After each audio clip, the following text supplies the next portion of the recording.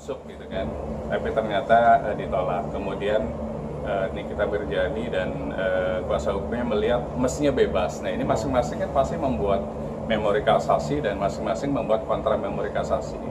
Jadi JPU membuat memori kasasi dari putusan, kemudian kuasa hukum memori dua karya ilmiah. JPU membuat dua, kuasa hukum membuat dua. Terkait panjang atau tidak, itu masing-masing pasti sudah diterima oleh pengadilan negeri. Sekarang masuk ke pengadilan tinggi berkas tersebut untuk diuji materi. Nah, ini namanya pengujian peraturan perundang-undangan. Jadi putusan Majelis Hakim PN tadi itu sebuah undang-undang, sebuah perintah. Ada amar, ada pertimbangan kan begitu. Amar itu paksaan, pertimbangan adalah berdasarkan alasan-alasan yuridis dan fakta persidangan.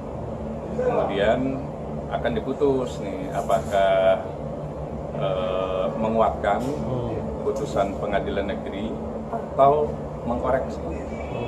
Mengkoreksi pilihannya dua, akan naik ancaman hukumannya sesuai dengan 20 tahun, pencucian uang itu kan 20 tahun, atau tidak, atau turun misalnya. Nah itu nanti semua putusan ada di pengadilan tinggi sama, namun handicapnya adalah di pengadilan tinggi itu sidangnya tertutup, jadi tidak ada yang bisa ngeliat, tiba-tiba putus begitu saja. Nah disitulah nanti silakan melihat di ikot saja. Bang, terkait yang tadi bilang putusannya Majelis Hakim bisa berkurang atau bisa bertambah, kan Majelis Hakim yang di PN Selatan kan kemarin bilang tidak ada unsur TPPU-nya. Nanti kalau di Majelis Hakim Pengadilan Negeri Tinggi Jakarta ternyata diteliti lagi, ditelaah lagi, ternyata Niki masuk TPP, dapat terkena TPP-nya, gimana nih Bang? Kalau masuk klausula atau pasal TPP itu, kan pasal TPPU itu di Undang-Undang Nomor 8 tahun 2010 itu ancaman sampai 20 tahun dan denda 10 miliar, berarti kan naik lagi. Jadi sekarang karena sudah masuk ya silakan berdoa saja supaya putusannya sesuai dengan keinginan dari para pihak. Kalau jaksa pasti pengennya naik. Kalau kuasa hukum pasti pengennya lepas dari hukuman. Nah itu silakan sekarang berdoa karena semuanya sudah dikirimkan kepada pengadilan negeri, lewat pengadilan negeri ke pengadilan tinggi. Bang, itu kan terkait pidana ya Bang. Terkait Niki akhirnya digugat balik oleh Reza Ghali senilai 504 miliar. Sebelumnya kan Niki menggugat Reza senilai 244, terus di korting atau didiskon jadi 200 miliar. Dan akhirnya digugat balik lah sama PH-nya Reza Ghali senilai 504 miliar. Kayak perkara yang nggak selesai gitu kan. Bisa bilang kalau kemarin ibaratnya ada jalan damai, ibaratnya kemarin sidang perdata kan buntu. Nah kata PH-nya Niki kata PH-nya Reza kalau mau damai ya selisih antara 200 dan 500 kan ada 300. Nah Niki mau nggak mau ya harus 300 ke Reza. Gimana Bang sebenarnya itu? Oke, ini hanya edukasi saja ke teman-teman karena kebetulan kami juga kan kuasa hukum, lawyer juga, advokat. Jadi pada saat kita menghandle sebuah kasus, jangan memberikan angin surga kepada prinsipal. Harus melakukan atau membaca sebuah mata kuliah lagi yang namanya logika hukum. Perdata itu sederhana sebenarnya. Akan dihitung imaterialnya berapa. Dilihat dari material dulu. Misalnya materialnya kerugian yang sudah dirugikan atau nilai kerugiannya katakanlah 4 miliar. Masih nilai material dihitung secara matematik 4 miliar kalau diletakkan, disimpan di deposito atau obligasi. Tabungan lebih kecil lagi, obligasi.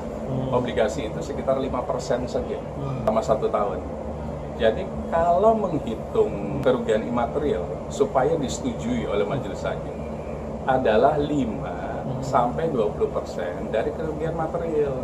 Kalau materialnya merasa dirugikan 4 miliar, berarti imaterialnya maksimum 20%. Berarti sekitar hanya 800 juta saja. Tidak sampai miliaran-miliaran. Nah teman-teman, yaitu hak sih. Cuma perdata itu berbayar. Dan ke pengadilan negeri harus bayar sidang. sayang gitu, uang tersebut akhirnya tidak memberikan dampak. Semestinya disampaikan ke prinsipal masing-masing. Logika hukumnya nggak masuk, dan baca jurisprudensi yang di-approve oleh majelis hakim kalau melakukan gugatan perbuatan melawan hukum ataupun mana imaterial. Karena imaterial itu hanya 5-20% saja dari kerugian material. Jadi nggak bisa beribu-ribu persen gitu, logikanya nggak masuk. Teman-teman, jangan memberikan angin surga ke prinsipal. Akhirnya jadi paradoks, terlalu berlebihan. Hakim juga akan melihat ini jadi sidang yang tidak sesuai gitu kan. Karena ya oke lah, silakan aja memasukkan berapa ribu persen dari kerugian material.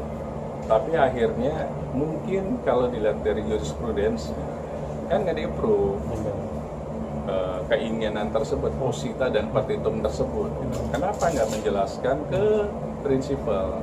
Prinsipal NMRG, Anda kalau mau memasukkan imaterial harusnya maksimum 20% saja dari kerugian material supaya di-approve. Tidak ada kerugian imaterial itu beribu-ribu persen. Coba cek lagi deh di jurisprudensi yang sudah ada di PN, PT, dan Kasasi Mahkamah Agung. Itu emang sudah diatur ya Bang? Yang 20% itu Bang, nggak bisa sembarangan kita. Karena logikanya masuknya harus ke sana. Seandainya kerugian pokoknya nih berapa? 4 miliar, ditaruh di deposito nih logikanya gitu. Berapa persen sih deposito gitu loh. Oke lah, setinggi-tingginya 20% gitu. Setahunnya itu yang didapatkan gitu loh. Karena di situ ada namanya interest dan cost of money. Ada bunga, ada cost of money. Nggak bisa kita ngambil ribuan persen dari mana, kerugian apa lagi yang dimasukin imaterial. Akhirnya kasihan nanti prinsipal harap mengawang-awang gitu. Akan ada ratusan miliar. Padahal sejatinya matematiknya tuh di situ. Dilihat dari bunga perbankan saat itu. Berarti nggak sembarangan kita menggugat material berapa gitu, karena sudah ada aturannya. Aturannya sudah ada, patokannya di situ. Patokannya. Logikanya adalah deposito dan tabungan serta obligasi. Bang, berarti terakhir. Berarti kalau misalnya yang aturannya di 20% tidak ibaratnya diindahkan, ini akan buntu terus dong sidang mediasi perdata dari Niki dan Reza Gadis. Mediasi itu kan ada waktunya sampai 40 hari setelah buntu deadlock ya, berarti ke sidang pokok perkara. Berarti harus menghadirkan saksi dan saksi ahli dan dokumen.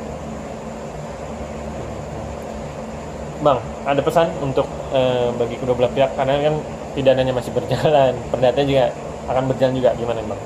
Pertama, fokus saja di pidananya. Bagi kuasa hukum NM berarti bagaimana caranya supaya lepas dari hukum. Kemudian bagi yang dirugikan pelapor, Reza, fokus saja gimana caranya supaya jaksa bisa menemukan alat bukti baru sehingga putusan pengadilan tinggi menaikkan. Fokus di situ. Kalau perdata terlalu berlebihan gitu. Jadi bagi kuasa hukum di kasus perdata, kita ada mata kuliah namanya logika hukum. Coba dibuka lagi bukunya dan jurisprudensi. Tidak bisa kita memasukkan kerugian imaterial beribu-ribu persen, itu tidak mungkin masuk akal. Lihat cost of money dari deposito dan interest juga deposito dan obligasi. siap. Terima kasih.